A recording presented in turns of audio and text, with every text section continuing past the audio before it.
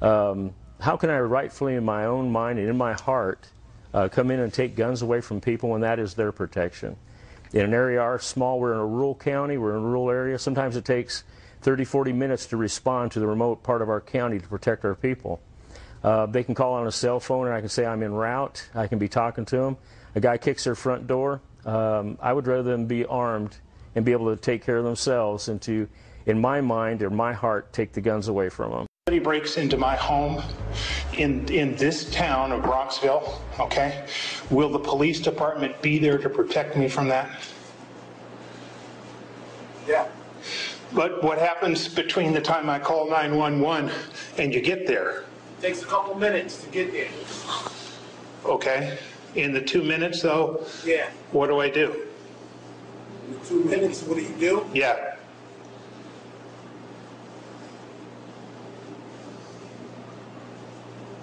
That's a good question. Okay, but basically it's just in that 2 minutes I'm on my own. Yeah. Look on the internet how you get a gun permit. Okay, how long does it take to get? In New York? Yeah. About a year. A year? Yeah. So in that year, between the time I move here and the time I get one, that 2 minutes I'm still on my own. Yeah. Pretty much between the time I make the call or the time the burglar alarm goes in until the time the police show up, we're on our own? Okay, all right. And that's any citizen. Between the time 911 is called and the time the police department shows up, we're pretty much on our own? Yes. Okay. Unless you have a dog. It's 2013. It's the United States of America.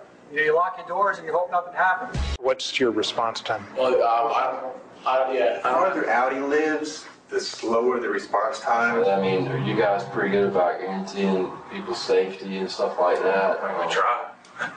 I mean, we can't always get there. Look at the traffic out there right now. We can't get it, on 401 up there at Bojangles. You can't get from one side of town to the other in 30 minutes. Everybody's tied up on something, and it'll take us half an hour to get, especially out on the other side of town or whatever. Sometimes we can't be anywhere at all because everybody's tied up. Sometimes we can't be anywhere at all because everybody's tied up. Let's talk about response times. That's important. I heard that throughout the video. With the City of Milwaukee Police Department, and again, no fault of the officers. They're deluged with calls for service, and they don't have the resources. It takes, on average, 52 minutes to respond to a burglary. Okay? It takes nearly 20 minutes to respond to an armed robbery. Just under 20 minutes. So we're not talking 2-3 minutes like I heard in this tape here. 59 minutes on average to respond to a sexual assault. With officers laid off and furloughed, simply calling 911 and waiting is no longer your best option. You can beg for mercy from a violent criminal, hide under the bed, or you can fight back. But are you prepared? Consider taking a certified safety course in handling a firearm so you can defend yourself until we get there. You have a duty to protect yourself and your family. We're partners now. Can I count on you? All right. And so I went out and told the truth. I said, hey, 911 is overwhelmed. It is. All right. The purpose of 911 when it was created, and I did a study on that. I'm sorry. I did some research on the history of 911. It was meant to be a centralized place for people to call. Because, if you got 15,000 police agencies throughout the United States, you got 15,000 numbers. And if I'm in Illinois and I'm not from there, how do I know the Chicago Police Department number? That was the purpose. And it got out of control. And now people are using 911 for things other than life or death situations. So the system's inundated. So I'm trying to prepare the people in my county, okay, mentally, to say, hey, start thinking about this stuff now. I can leverage you as an additional resource that you can do some things in that 18, 52, 56-minute time window to protect yourself, you and your loved ones. All right? I have an obligation to do that. I'm not going to hide stuff from the public because it's unflattering. All right? Personal defense is an individual responsibility. Government has to learn how to let go of power and allow law-abiding people who I trust to make these decisions. I trust them to make those decisions. This is about freedom. This is about your being free to make some of these decisions in your life, because I trust you to do it. You're a law-abiding citizen. I trust you to do it. Many people don't, and I'm finding this with police chiefs. And I want law-abiding citizens, because I trust them to make those decisions as to what to do, and if they want to blow the whistle, fine. I don't tell them not to, but I don't think that's going to be very effective in some of these situations. So I want people to think about what's going to be effective.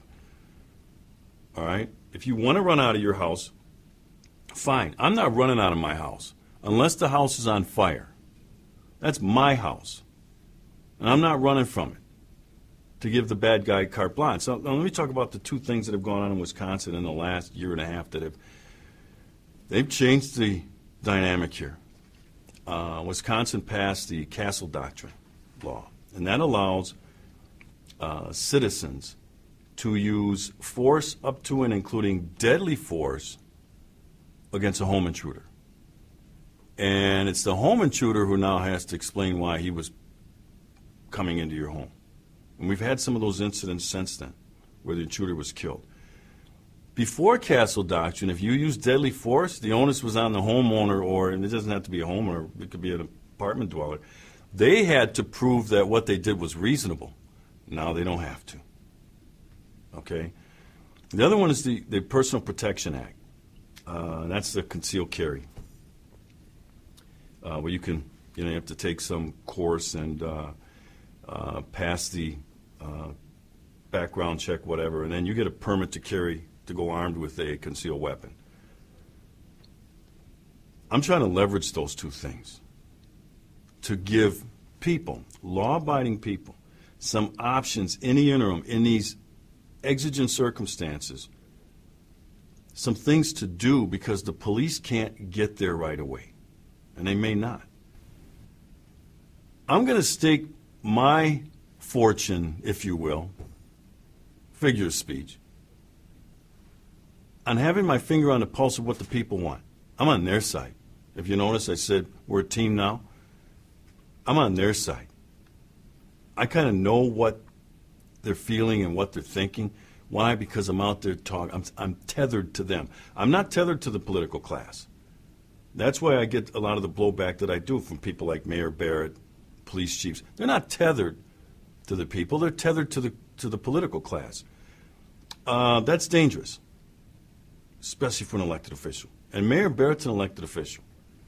All right, and he's part of this Mayors Against Guns, this gun-grabbing initiative that he runs around with, and it has nothing to do with street violence, because it's the type of street violence that I've been dealing with my whole career. Has nothing to do with the Second Amendment. Nothing. There is nothing we can do in the Second Amendment that's going to affect the street violence that we see on a daily basis. Why? Because the felons, the thugs, the criminals don't care about the law. They don't care about the law. So when we make more laws and more hurdles for law-abiding people to jump over, the only people we burden are the people who, the law-abiders. They don't use guns to settle disputes. They don't use guns to take other people's property. They don't indiscriminately shoot people in drive-by shootings. So why are we hassling them? We need to start attacking. And the Chicago Police Superintendent McCarthy is a good example of some of the stuff, the ridiculous stuff. You want to talk about irresponsible? We need to start, and I said this previously, and I don't really, I'm sensitive about telling another law enforcement executive what they should do, because he's familiar with what's going on the ground in Chicago. I'm not. I see the news reports. But I say the same thing about me when Piers Morgan, I'm thinking, you know what I'm thinking in an interview? I'm sitting in that chair thinking, you have no idea what's going on the ground here. What are you talking about? All right, so that's why I'm sensitive about saying what a law enforcement executive should do. But I did say this, and I meant it. If some of these chiefs, Chief Flynn here, these mayors against gun, spend as much energy and as much time attacking criminals, career criminals who perpetrate violence by using a handgun, we'd have a lot safer country than we would going after law-abiding citizens.